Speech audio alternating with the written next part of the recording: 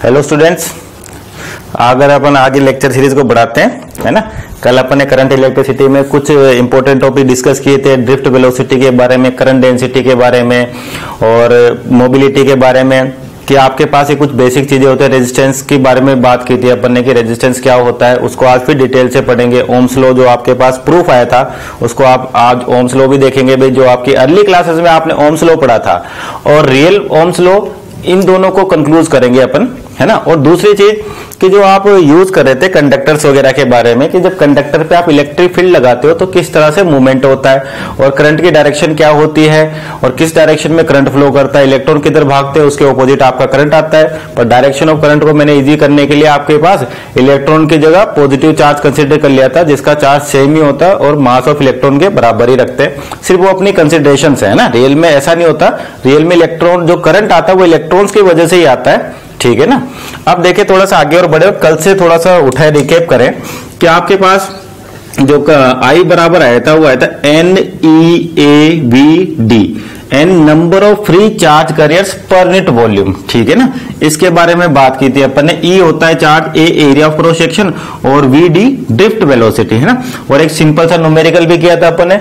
अब एक और चीज समझे कि जैसे मान लीजिए आपके पास कोई वायर, उसमें करंट फ्लो कर रहा है पर वायर का क्रॉस सेक्शन चेंज हो जाता है इस तरीके से। मान लीजिए इस तरह से वायर का क्रॉस सेक्शन है और इसमें करंट फ्लो कर रहा है आई, ठीक है। यहाँ पे आपको area of cross section A1 दिख रहा होगा, ठीक है। यहाँ पर मान लेते A2 है।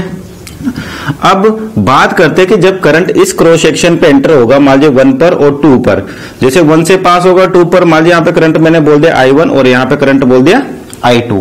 तो ध्यान रखें, तो करंट की वैल्यू है I1 I2, ये बराबर ही होती है, ना कि अलग अलग होती है। जैसे आपको याद होगा फ्लूइड मैकेनिक्स में भी अपन ने ऐसी बात की थी कि जो मास फ्लो रेट होती है वही क्या होती है, सेम होती है, चाहे एरिया कुछ भी हो अपने पास, ठीक है क्या। उसी तरह से करंट क्या है, rate of flow of charge, तो चार्ज की फ्लो रेट भी बराबर होती है। तो चेंज किस में आएगा, मान लीजिए यहाँ पे ड्रिफ्ट वेलोसिटी VD1 बोल देते हैं और यहाँ पे ड्रिफ्ट वेलोसिटी VD2 बोल देते हैं, ठीक है क्या। तो आपके पास आई है, ये मान लीजिए मैंने कहा कि जितना इस सेक्शन पे उतना ही एक तरह से कांस्टेंट है। तो आपको दिख रहा हुआ यहाँ पे भी कि जो ड्रिफ्ट वेलोसिटी है वो इनवर्स ऑफ एरिया आ रही है, ठीक है ना। बाकी सारी चीजें कांस्टेंट है, आई कांस्टेंट है, N कांस्टेंट है, E कांस्टेंट है ना।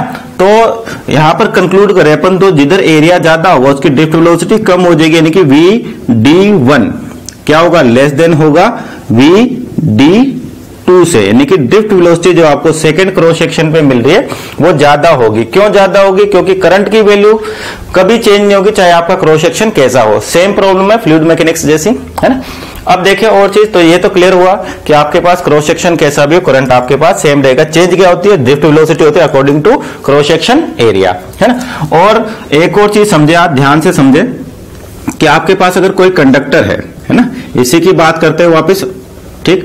और कोई कंडक्टर है, मान लीजिए आपने इसके अक्रॉस इलेक्ट्रिक फील्ड लगाई, तो इलेक्ट्रिक फील्ड किस तरीके से लगाई जाती है, मैंने कहा था यहां पर अपन एक बैटरी कनेक्ट कर देते हैं, ठीक है क्या। अब समझना ध्यान से, आज का लेक्चर जो आपके पास है वो इसी के ऊपर है और इसी से आपकी सर्किट थ्योरी स्टार्ट होगी।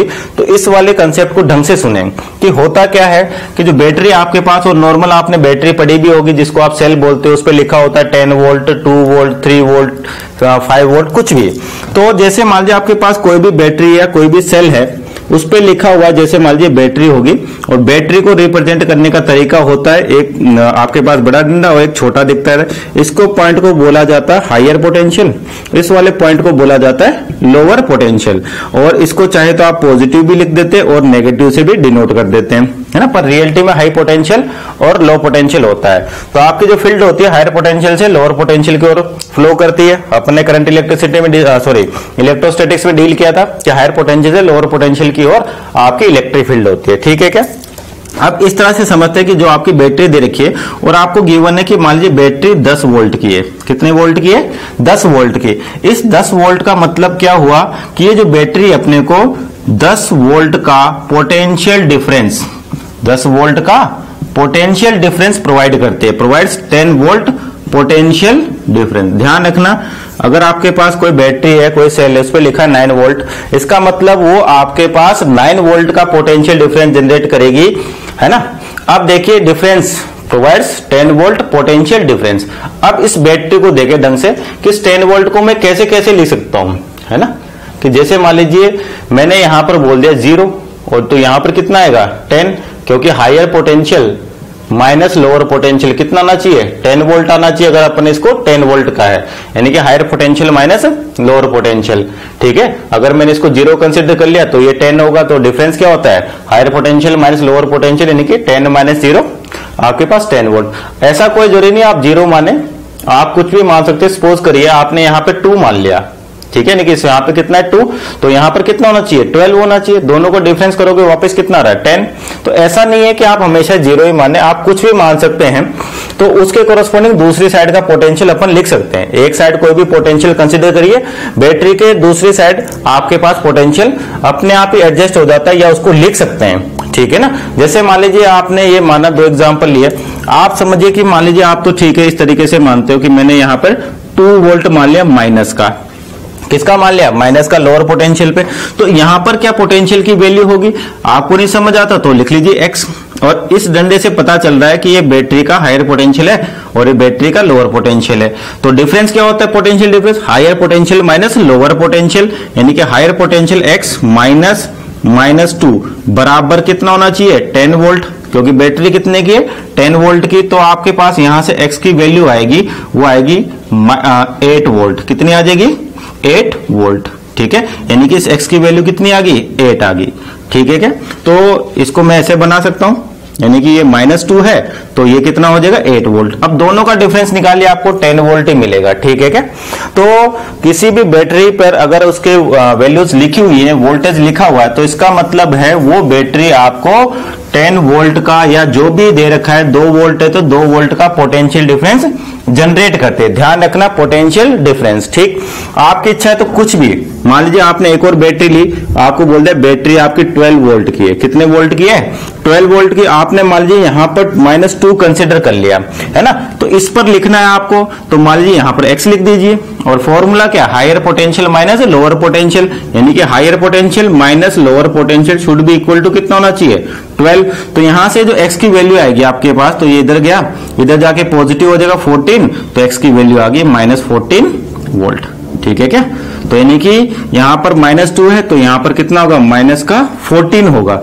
दोनों का डिफरेंस करिए आप, higher potential minus lower potential, तो आपको क्या मिलेगा वापस 12 वोल्ट मिलेगा। समझ आई बात। तो बैटरी पर अगर आपके पास वोल्टेज दे रखी है, इसका मतलब वो आपको पोटेंशियल डिफरेंस बताता है, और डिफरेंस का मतलब higher potential minus lower potential. इस वाले पॉइंट को हायर पोटेंशियल बोलते हैं, इस वाले पॉइंट को लोअर पोटेंशियल बोलते हैं ना। आप कहीं भी कुछ भी कंसिडर करिए, दूसरा पॉइंट अगर एक टर्मिनल पे आपने कुछ भी कंसिडर कर लिया, दूसरे टर्मिनल पे आपको निकालना है, तो सिंपल लिखिए higher potential minus lower potential. तो हायर पोटेंशियल यहाँ कितना लिखा आपने -2 कंसिडर किया, यहाँ पर आपको नहीं पता, सपोज करिए x है, तो higher potential minus lower potential बराबर कितना होना चाहिए जो 12 वोल्ट गिवन है आपको, तो x की वैल्यू निकल के आ गई -14 वोल्ट। ठीक है क्या, है ना। तो कुछ भी लिख सकते हैं आप, ऐसा कोई जरूरी नहीं आप 0 कंसिडर करें, पर 0 से क्या होता है अपने पास कैलकुलेशंस इजी हो जाती है, इसलिए अपन 0 कंसिडर करके ही चलते हैं। ठीक है क्या, अब देखिए इधर, तो जैसे ये बैटरी आपके पास मान लीजिए 20 वोल्ट की बैटरी है, कितने वोल्ट की 20 वोल्ट की, यानी कि ये बैटरी आपको 20 वोल्ट का पोटेंशियल डिफरेंस जनरेट करके दे रही है। ठीक है क्या, अब ये कंडक्टर है आपके पास, है ना, इस कंडक्टर के अक्रॉस क्या होगा इलेक्ट्रिक फील्ड जनरेट होगी हायर पोटेंशियल से लोअर पोटेंशियल की ओर। ठीक, तो ये रियलिटी में कंडक्टर्स होते क्या है ना, जब आप कंडक्टर की बात कर रहे हो तो कंडक्टर्स है क्या बेसिकली, तो ध्यान से देखें। कंडक्टर का मतलब इस तरह समझिए जैसे आपका फैन है ना, फैन है, आपने जैसे बटन ऑन किया तो फैन चलना शुरू कर देता है। एक तरह से जो कंडक्टर अपन डील कर रहे हैं वो किस में चेंज हो गया फैन में, क्योंकि रियल तो वही है। आपको ऐसा थोड़ी ना कि कंडक्टर लगाएंगे, आप अपने घरों में इलेक्ट्रिक सर्किट देखते हैं, टीवी ट्यूबलाइट फ्रिज वगैरह कुछ भी देखिए, उसके अक्रॉस आप जैसे स्विच ऑन करते हो तो उसमें क्या होता है, वो जिसका जो काम है वो करना शुरू कर देता है ना। तो कंडक्टर का मतलब ध्यान रखना कि जो आपके कंडक्टर्स का मतलब जो इलेक्ट्रिकल इंस्ट्रूमेंट्स हैं एक तरीके से वो होते हैं। ठीक, अब यहां पर देखिए कि 20 वोल्ट की बैटरी है, तो सपोज करिए मैं इसको 0 कंसिडर कर लेता हूं, और तो ये कितना आ जाएगा 20 वोल्ट आएगा, है ना। अब इस कंडक्टर को मैंने कहा कि क्या होता है आपके पास, जो आपका इलेक्ट्रिकल इंस्ट्रूमेंट है वो जो एनर्जी लेके चलता है, ठीक है ना। और आपने एक वर्ड होगा रेजिस्टेंस नाम सुना होगा, है ना। तो अपन इस कंडक्टर को बनाते कैसे हैं, इस कंडक्टर को बनाते कैसे, भाई फैन है तो फैन, ट्यूबलाइट है तो ट्यूबलाइट, तो अपन बार बार ऐसा तो नहीं बनाएंगे, है ना, क्योंकि आपको तो पता है कि कंडक्टर है, तो अपन उस कंडक्टर को कैसे डिफाइन कर देते हैं या कैसे बनाते हैं सर्किट्स के अंदर, बाय रेजिस्टेंस, यानी कि एक रेजिस्टेंस ऐसे बना दिया अपन ने, ठीक है क्या, और ये 20 वोल्ट की बैटरी लगा दी, ठीक है ना, ये हो गया आर। तो ध्यान रखना कंडक्टर का मीनिंग क्या है, बेसिकली आपका कंडक्टर कुछ भी हो सकता है। सर्किट थ्योरी में अपन कंडक्टर को in terms of resistance draw करते हैं, क्योंकि रेजिस्टेंस क्या करता है, एनर्जी कंज्यूम करता है, ठीक है क्या। और दोनों सर्किट को कंपेयर करते हैं किस तरह से आपके पास इस कंडक्टर को एनर्जी मिलती है ना, और वो कैसे वर्क करता है, ठीक है क्या। अब इस सर्किट को ये जो चीजें होती है इनको कहते हैं अपन कनेक्टिंग वायर्स। क्या बोलते हैं इनको, कनेक्टिंग वायर्स, ठीक है। कनेक्टिंग वायर्स, ये दो आपके जो सराउंडिंग में मान लीजिए कंडक्टर था आपका, इसको मैंने रेजिस्टेंस से रिप्लेस कर दिया। तो ये जो बाकी सर्किट दिख रहा होगा आपको, ये वायर कनेक्शन दिख रहे हैं, इनको बोलते हैं कनेक्टिंग वायर्स। इनका जो रेजिस्टेंस है खुद का जो रेजिस्टेंस है वो बहुत ही कम होता है, वेरी लो, ठीक है क्या, नेग्लेजिबल मानते पर थोड़ा बहुत होता है, क्योंकि रेजिस्टेंस नहीं होगा तो करंट फ्लो नहीं करेगा, है ना। अब देखिए ध्यान से कि अब हो क्या रहा है यहाँ पर, जैसे यहाँ पर मैंने 20 वोल्ट की बैटरी है तो मैंने यहाँ 0 कंसीडर कर लिया, तो यहाँ कितना होना चाहिए, 20 वोल्ट, है ना। और मैंने कहा जो कनेक्टिंग वायर्स होते हैं इनका रेजिस्टेंस बहुत ही नेग्लेजिबल होता है, तो एनर्जी का लॉस नहीं होता, ठीक है ना। यानी कि आपके पास 20 वोल्ट है तो ये भी कितना आएगा, 20 वोल्ट ही आएगा, और ये भी कितना आएगा, 20 वोल्ट ही आएगा, है ना। ये 0 है तो ये 0 आएगा, ये 0 आएगा, यानी कि इस कंडक्टर की स्पेस पे भी 0, और यहां पर भी तो यहां पर भी V। समझ आई बात, ठीक है। ये क्या है, कनेक्टिंग वायर से कनेक्टिंग वायर का रेजिस्टेंस नेग्लेजिबल मान के चलते पर होता है थोड़ा बहुत। तो अपन सर्किट के अंदर आइडियल चीज कंसीडर करेंगे कि आपके जो कनेक्टिंग वायर है उसमें कोई एनर्जी का लॉस नहीं होगा, यानी कि जितना वोल्टेज आप या जितना पोटेंशियल डिफरेंस आप अप्लाई करते हो उतना ही पोटेंशियल डिफरेंस आपको इस कंडक्टर के अक्रॉस या इस रेजिस्टेंस के अक्रॉस मिल जाता है, ठीक है क्या। अब समझे ध्यान से कि जैसे आपने क्या किया, इसकी लेंथ L ले लेते हैं, मान सपोज करिए लेंथ कितनी है L, तो इसके अक्रॉस जो फील्ड आएगा आपके पास वो आएगा V/L, है ना। अब मैंने एक चार्ज कंसीडर कर लिया, सपोज करिए E, पॉजिटिव चार्ज है ना। तो इस फील्ड की वजह से ये किधर दौड़ेगा, क्या इस डायरेक्शन में दौड़ेगा, किधर दौड़ेगा, इस डायरेक्शन में दौड़ेगा। ये यहां पर पहुंचा, कहां पर पहुंचा, यहां पर पहुंचा, है ना। अब यहां पर पहुंचते क्या होगा, सुने ध्यान से कि आप जानते हो कि जो एनर्जी होती है, ठीक है क्या, जो आपके पास U पोटेंशियल एनर्जी जो अपन ने पढ़ी थी वो होती है Q into V, potential Q into V, potential. ध्यान रखना पोटेंशियल डिफरेंस नहीं, ये क्या है, पोटेंशियल है। अब यहां पर देखें, जैसे यहां पर चेक करते हैं अपन, तो E जैसे ये चार्ज यहां पर पहुंचा, इसका पोटेंशियल यहां पर कितना, इस पॉइंट का 0, तो यानी कि एनर्जी कितनी होगी इसकी, 0 होगी, यानी कि इस पॉइंट पर आपके पास एनर्जी कितनी है, 0 है। यानी कि जो भी चार्ज था आपके पास जो यहां पहुंचा तो उसके पास एनर्जी कितनी होगी, 0। अब ये चार्ज क्या होता है, इस बैटरी पे पहुंचता है ना। बैटरी के इस वाले टर्मिनल पे देखिए आपके पास 0 दिख रहा है, यानी कि जो चार्ज यहां पर पहुंचा उसके पास अभी भी एनर्जी कितनी है, 0 है। अब जैसे चार्ज यहां से यहां पहुंचा, ठीक है क्या, आपके पास पोटेंशियल कितना आ गया, V, तो एनर्जी कितनी हो जाएगी, E इंटू V, यानी कि इस वाले पॉइंट पे एनर्जी होगी E इंटू V। और मैंने कहा कनेक्टिंग वायर में कोई एनर्जी का लॉस नहीं होता, यानी कि जब ये चार्ज यहां पर पहुंचा तो इसके पास एनर्जी होगी E इंटू V, ठीक है। अब समझे ध्यान से, यानी कि जब चार्ज आपके पास यहां पर है तो उसके पास एनर्जी है E इंटू V, पर जब चार्ज यहां पर पहुंचा तो उसके पास एनर्जी कितनी है, 0। मतलब इसकी एनर्जी कहीं ना कहीं तो कंज्यूम हुई है, इसकी जो एनर्जी है वो कहीं ना कहीं तो कंज्यूम हुई। तो कंज्यूम कौन करेगा, ये कंडक्टर करता है, कंज्यूम कौन करता है, कंडक्टर। अब मैंने कहा कंडक्टर जैसे फैन से समझते हैं, जैसे आप किससे समझे, फैन से। अगर मान लीजिए यहां पर फैन लगा हुआ है और आपने जैसे स्विच ऑन किया तो एक पोटेंशियल डिफरेंस उस फैन के अक्रॉस जनरेट हो गया, है ना। और उस यहां पर देखो तो उस जो भी इसके अंदर कंडक्टर या फैन के अंदर चार्जेस होंगे वो यहां पर पहुंचेंगे, तो उसके पास एनर्जी E इंटू V है, और जब बाहर निकलता एनर्जी कितनी होगी, 0। यानी कि वो फैन आपका कर क्या रहा, इस एनर्जी को यूज करके अपना फंक्शन यानी कि रोटेट जो उसको करना था वो रोटेट करना शुरू कर देता है। मान लीजिए टीवी होता तो आपको पिक्चर ट्यूब दिखाता, फ्रिज होता तो आपका वर्किंग प्रोसेस जो कंप्रेसर वगैरह थे वो सब चलते। तो ध्यान रहा, कंडक्टर का मतलब क्या है, आपके पास जो इंस्ट्रूमेंट्स हैं जिनमें बिजली लाइट फ्लो करती है, चार्ज फ्लो करते हैं, वो सारी चीजें, ठीक है ना। तो ध्यान रखना यहाँ पर एनर्जी E इंटू V है और यहाँ पर कितनी है, 0। मतलब इस एनर्जी को कौन कंज्यूम कर रहा है, ये कंडक्टर कंज्यूम कर रहा है, और कंडक्टर इस एनर्जी से ही जो उस कंडक्टर का फंक्शन है वो परफॉर्म करना स्टार्ट कर देता है, ठीक है क्या। और मैंने कहा कंडक्टर्स को अपन कैसे बनाते हैं, in terms of resistance R की तरह बनाते हैं, ठीक है ना। जो आप ओम्स लॉ में V बराबर IR आता है रेजिस्टेंस, ये इस तरीके से आपने अर्ली क्लास में बनाया होगा। पर क्या ये चीज आप देखोगे किसी इंस्ट्रूमेंट्स के अंदर होती है क्या, अगर आपने ये चीज कभी देखी गई, इस तरह से कोई कंडक्टर है, उसके अंदर ऐसे वायर बंधे हुए हैं, ये केवल रिप्रेजेंटेशन होता है किसका? कंडक्टर का। भाई कंडक्टर कुछ भी हो सकता है, तो अपन सभी कंडक्टर को बार बार तो ड्रॉ नहीं कर सकते, तो अपन उस कंडक्टर को रेजिस्टेंस से बना देते हैं। ठीक है, तो होप ये ध्यान रखें, वापस थ्योरी समझ लें कि अगर आपके पास कोई बैटरी 20 वोल्ट की है या 10 वोल्ट की है, तो 10 वोल्ट का मतलब है वो 10 वोल्ट का पोटेंशियल डिफरेंस जनरेट करके देती है। ध्यान रखें, ना कि पोटेंशियल। और डिफरेंस कैसे निकालते हैं? एक हायर पोटेंशियल होता है, एक लोअर पोटेंशियल होता है। चाहे तो इसको आप पॉजिटिव प्लेट भी बोल सकते हो, इसको नेगेटिव प्लेट भी बोल सकते हो, है ना। दोनों के अक्रॉस जो पोटेंशियल डिफरेंस आएगा वो कितना होना चाहिए? 20 वोल्ट होना चाहिए, जो गिवन है। अगर 10 वोल्ट होता, अगर आप यहाँ पे 0 अज्यूम करते तो यहाँ पे 10 आ जाता, यहाँ पे 2 करते तो यहाँ पे 12 आ जाता। अभी आपको बताया कि कैसे लिखते हैं। ठीक है क्या? तो यानी कि कुल मिला के समझिए, तो बैटरी कर क्या रही है एक तरह से आपको, आप जानते हो वर्क डन बाय बैटरी भी कितना होता है? Q into V, Q into V. ठीक है, वर्क डन बाय बैटरी कितना होता है? Q into V. और वर्क की एनर्जी होती है, वर्क की क्या होता है आपके पास? एनर्जी होती है। अब पॉजिटिव वर्क आएगा बैटरी का, नेगेटिव वर्क आएगा, वो अपन बाद में डिस्कस करेंगे। तो एक तरह से जो आपकी बैटरी है, वो जब चार्ज आपके पास यहां पर पहुंचा जीरो एनर्जी के साथ, अब जब चार्ज यहां से इस वाले सरफेस से इस वाले प्लेट पे पहुंचा, तो उसके पास एनर्जी आ गई Q इंटू वी की, Q इंटू वी की। यानी कि उसके पास जो वर्क कर रही है बैटरी, वो एज अ एनर्जी, उसको क्या होता है? एनर्जी मिल जाती है। यानी कि सिंपल बोले तो आपकी जो बैटरी है वो सोर्स ऑफ एनर्जी होती है। ध्यान रखना, बैटरी क्या प्रोवाइड करती है आपको? एनर्जी प्रोवाइड करती है। एक तरह से अपन बोले बैटरी किसका सोर्स है?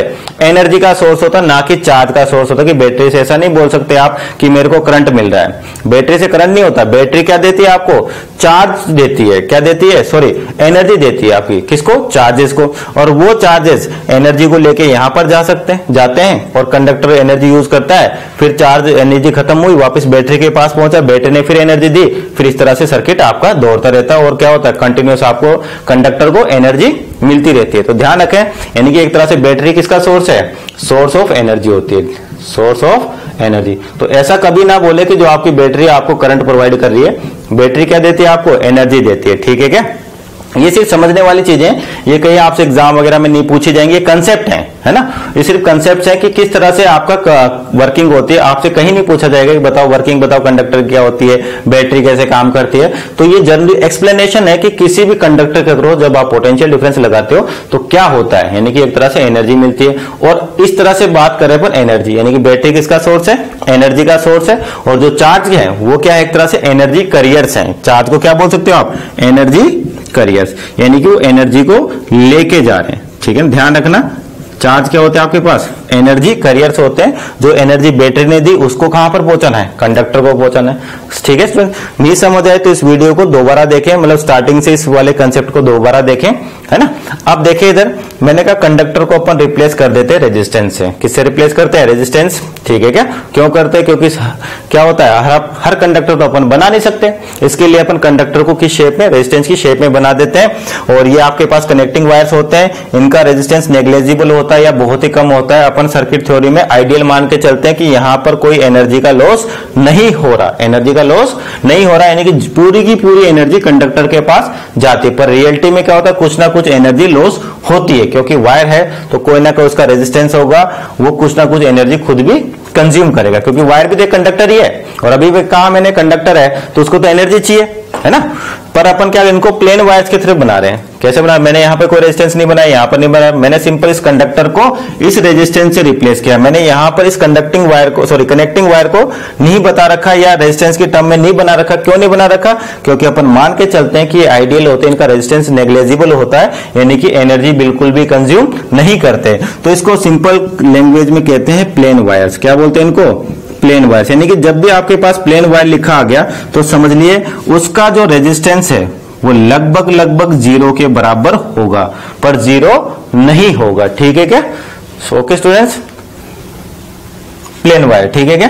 तो जब भी ध्यान रखना आपको इस तरह से, इन कनेक्टिंग वायर्स को क्या बोलते हैं अपन? Plain wire. और प्लेन वायर का रेजिस्टेंस क्या होगा? नेग्लेजिबल होगा या जीरो होगा। जीरो तो खैर रियल में होता नहीं है, पर आइडियल कंडीशन मानते हैं अपन, एनर्जी का लॉस नहीं होगा। तो इस बात को समझे कि कंडक्टर को आप किससे डिनोट करते हो? रेजिस्टेंस से डिनोट करते हो। रेजिस्टेंस नाम की कोई चीज नहीं होती। ऐसा नहीं आपको टीवी के अंदर ऐसा सर्किट बना हुआ मिलेगा, पंखे के अंदर या फ्रिज के अंदर ऐसा कुछ दिखेगा। अपन कंडक्टर को रिप्रेजेंट करने का तरीका इस तरीके से होता है सर्किट के अंदर। ठीक है क्या? और बैटरी कैसे काम करती है थोड़ी बहुत समझ आई होगी, क्योंकि क्योंकि बैटरी आपके कोर्स में भी है और आगे पढ़ेंगे भी सही। पहले अभी हाल यहाँ पर समझे कि बैटरी आपका एक तरह से एनर्जी का सोर्स होती है। जो चार्ज आता है उसके पास एनर्जी नहीं है, बैटरी उस पर वर्क करती है, इसको यहाँ पहुंचाती है, एनर्जी देती है, वापस चार्ज एनर्जी लेके यहाँ जाता है, कंडक्टर यूज करता है, फिर यहाँ पहुंचा एनर्जी जीरो होगी, तो इस तरह से कंटिन्यूअस सर्किट चलता रहता है। ठीक है क्या? तो इस तरह से आपका कोई भी इलेक्ट्रिकल सर्किट काम करता है। ठीक, और बेसिक डेफिनेशन है, इनको ध्यान रखें, है ना। कोई चीज समझ नहीं आई वीडियो को थोड़ा रिवाइंड करके दोबारा देखें। ठीक, अब देखें रेजिस्टेंस के ऊपर अपन ने डिस्कस किया था, कल भी रेजिस्टेंस की बात कर रहे थे, और मैंने अभी जस्ट आपको बैटरी के पोटेंशियल डिफरेंस को लिखना सिखाया है, तो उस चीज पे फोकस करें, गौर करें कि मैंने कैसे लिखा है। हमेशा बैटरी आपको पोटेंशियल डिफरेंस देती है, और पोटेंशियल डिफरेंस का मतलब higher potential minus lower potential. एक बार वापस रिपीट कर देता हूं कि जैसे मान लीजिए आपके पास कोई बैटरी है, बोल दें कि ये 20 वोल्ट की है। कितने वोल्ट की है? 20 वोल्ट की। इसका मतलब बैटरी आपके पास 20 वोल्ट का पोटेंशियल डिफरेंस जनरेट कर रही है। ठीक है, आपकी इच्छा है कि आप, मैं मान लीजिए मैं यहाँ पर -10 मान लेता हूं, जैसे आपकी इच्छा हो, कोई मान लीजिए, कोई दिक्कत नहीं है, यहाँ पर मैंने -10 मान लिया, तो यहाँ पर कितना आना चाहिए? ये तो फिक्स है कि जो आपको लार्जर प्लेट दिखेगी वो हायर पोटेंशियल होगी, और lower plate, sorry smaller plate आपको क्या दिखेगी? Lower potential. तो higher potential minus lower potential should be equal to कितना होना चाहिए? जो बैटरी का वोल्टेज है। तो x ये कितना हो गया आपके पास? प्लस का 10 बराबर 20, तो x बराबर कितना आ गया? 10।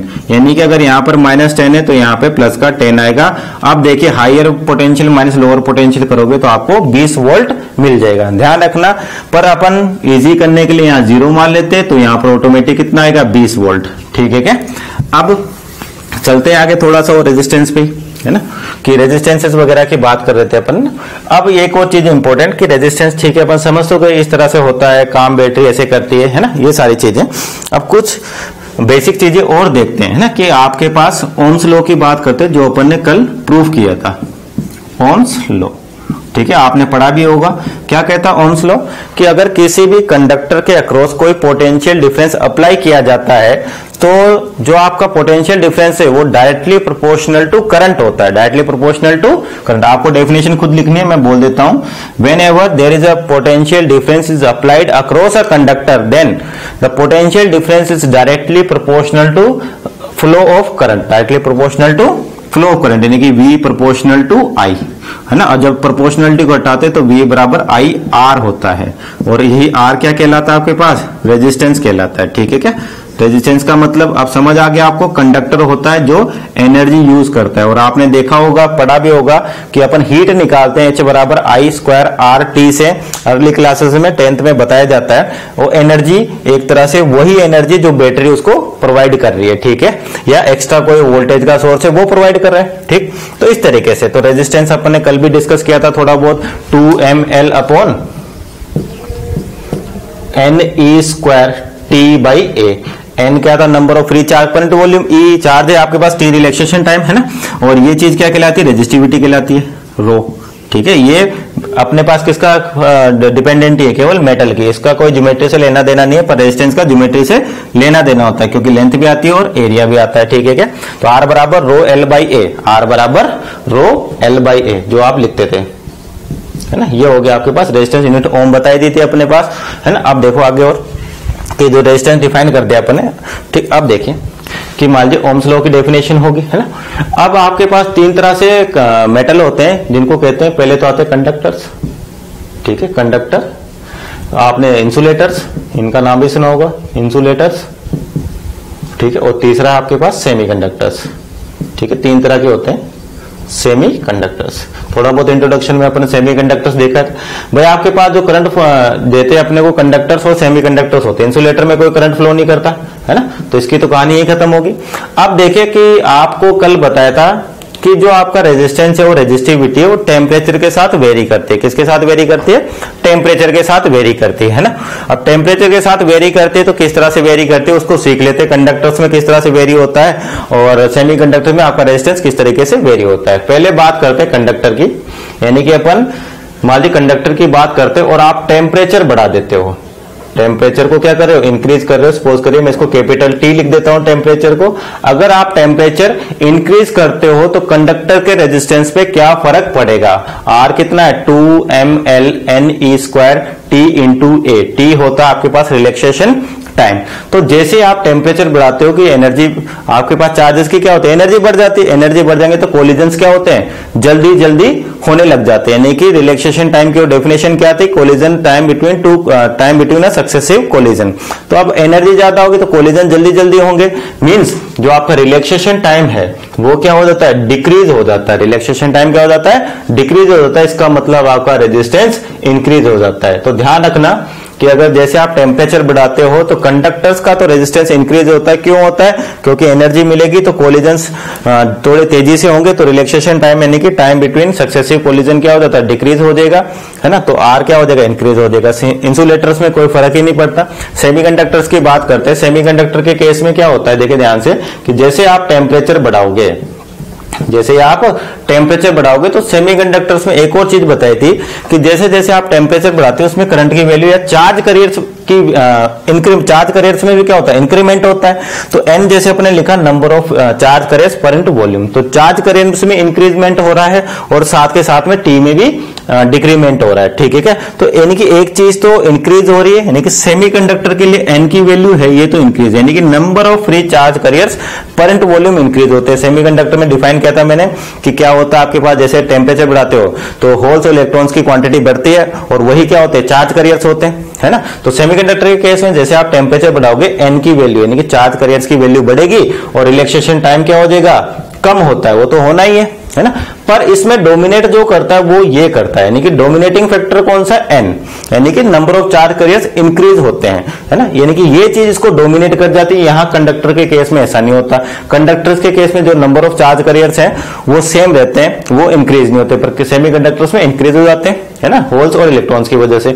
तो कौन सा फैक्टर डोमिनेट कर जाता है, ये वाला फैक्टर डोमिनेट कर गया आपके पास, यानी कि किसको, रिलैक्सेशन टाइम को। तो अगर ये डोमिनेट कर गया मींस ये इसके इनवर्स है रेजिस्टेंस के, तो एन बढ़ेगा तो आर घटेगा, यानी कि रेजिस्टेंस क्या हो जाता है, डिक्रीज हो जाता है इन केस ऑफ सेमीकंडक्टर्स। तो समझ आए स्टूडेंट्स कि कंडक्टर्स पे टेम्परेचर बढ़ाए अपन और सेमीकंडक्टर्स पे टेम्परेचर बढ़ाए तो एक का तो रेजिस्टेंस इंक्रीज होता है और एक का रेजिस्टेंस आपके पास डिक्रीज होता है ना। इसी तरह से सेमीकंडक्टर्स काम करते हैं ना। और अपन पढ़ रहे हैं temperature dependency of semiconductors, sorry temperature dependency of conductors. Semiconductor का आपके पास सेपरेट चैप्टर है, आपको वहीं पर पढ़ना है। यहाँ पे अपन कंडक्टर्स को डील करेंगे, ठीक है क्या, है ना। ओम्स लॉ आपके पास क्या कहता है, potential difference applied across a conductor is directly proportional to current, यानी कि V बराबर क्या होता है, IR। V बराबर क्या होता है आपके पास, IR। तो इसका ग्राफ भी बनाना है आपको ओम्स लॉ के साथ कि मान लीजिए ये I है आपके पास और ये क्या है, V। जैसे आप पोटेंशियल डिफरेंस अप्लाई करते हो तो आपके पास क्या होता है, करंट बढ़ता है। और प्रोपोर्शनलिटी की बात करें तो Y बराबर mx प्लस C, ठीक है, स्ट्रेट लाइन जैसा दिखेगा। तो C तो इंटरसेप्ट 0 है और यहां से यानी कि ग्राफ कहां से स्टार्ट होगा आपके पास, यहां से। या ऐसे भी समझ सकते हो जब बैटरी के अक्रॉस कोई पोटेंशियल डिफरेंस ही नहीं है तो करंट आएगा नहीं। क्यों नहीं आता, जैसे आप स्विच ऑफ कर देते तो क्या मान लीजिए कोई भी इंस्ट्रूमेंट है उसको स्विच ऑफ कर रखा है तो वर्क करता है क्या, नहीं करता। जैसे मान लीजिए फैन है, अगर मैंने स्विच ऑफ कर रखा है तो फैन स्टार्ट तो होगा नहीं अपने आप, है ना। तो जब पोटेंशियल डिफरेंस 0 है तो करंट भी कितना है, 0। जैसे जैसे आप पोटेंशियल डिफरेंस बढ़ाओगे आपके करंट की वैल्यू बढ़ती जाएगी। और इसकी बात करें तो यानी कि इसकी मैं स्लोप लिखना चाहता हूं, किसकी, इस ग्राफ की स्लोप। जो आप क्या लिखते हो, मान लीजिए आप थीटा बना लो कहीं पर भी, कोई दिक्कत नहीं है क्योंकि स्ट्रेट लाइन है। यहाँ पे थीटा क्या होता है आपके पास, सेम रहता है। तो स्लोप जो लिखी जाती है वो लिखी जाती है टेन थीटा।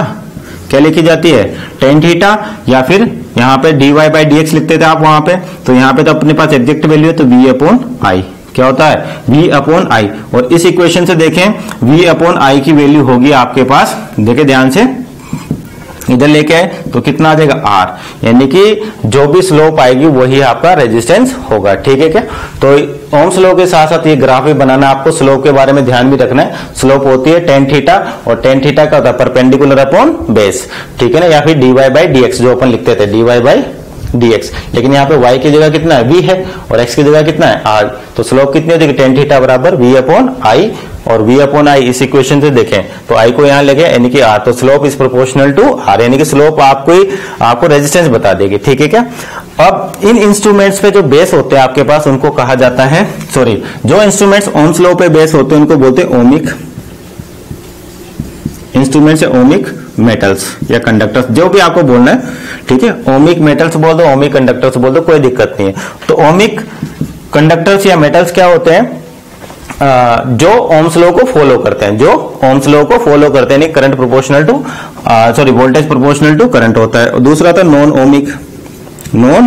ओमिक डिवाइसेस, ठीक है। जो आपकी इच्छा, डिवाइस बोलो, कंडक्टर बोलो, कुछ भी। तो अपन डिवाइस यानी कि इंस्ट्रूमेंट की बात करें, यानी कि डिवाइस भी लिख सकते हैं, कोई दिक्कत नहीं।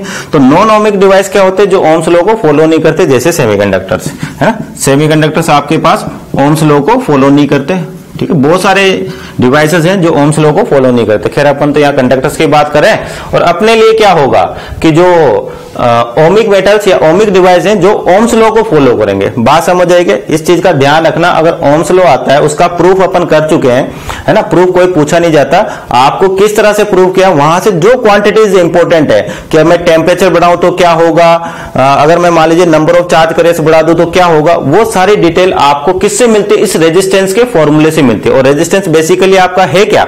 कंडक्टर होता है। उस कंडक्टर को अपन इलेक्ट्रिक सर्किट में in terms of resistance represent करते हैं। ध्यान रखना, क्योंकि कंडक्टर का मतलब कोई भी इंस्ट्रूमेंट हो सकता है। अब आप हर बार इंस्ट्रूमेंट तो बनाओगे नहीं, तो इस इंस्ट्रूमेंट को बनाने का तरीका होता है रेजिस्टेंस, ठीक है ना। आपको किसी भी कोई भी इलेक्ट्रिकल इंस्ट्रूमेंट ले लीजिए, उसमें क्या रेजिस्टेंस ऐसे सिग्नल्स दिखते हैं क्या? ऐसा बना हुआ दिखता है क्या? नहीं दिखता। एक तरीके से ये उस कंडक्टर का रिप्रेजेंटेशन होता है। तो ध्यान रखें दिमाग में एक बात कि आपका आर रेजिस्टेंस एक तरह से आपका कंडक्टर ही है जो एनर्जी ले रहा है। कहां से ले रहा है? जो बैटरी प्रोवाइड कर रही है। और चार्ज करता क्या है? उस एनर्जी का करियर होता है, यानी कि आपका चार्ज एक तरह से एनर्जी करियर्स की तरह बिहेव करता है। और बैटरी एनर्जी का सोर्स होती है, ना कि करंट का सोर्स होती है। इस चीज का भी ध्यान रखना है आपको, ठीक है क्या? क्योंकि यही चीज है आपके पास जो सर्किट थ्योरी आएगी अपने पास करंट इलेक्ट्रिसिटी में, वो काफी ज्यादा हेल्प करेगी। और कनेक्टिंग वायर्स का रेजिस्टेंस अपने को आइडियल मानना है, मतलब जीरो मान के चलना है। रियलिटी में तो कुछ ना कुछ रेजिस्टेंस होगा तभी करंट फ्लो करता है, पर अपन आइडियल कंडीशंस लेते हैं यहाँ पर, ठीक है स्टूडेंट्स। तो आज का लेक्चर आपका बेसिक था, केवल समझना ही है, कुछ लिखना नहीं है। ये बेसिक है आपको इलेक्ट्रिक सर्किट थ्योरी को सोल्व करने में, ठीक। Thank you.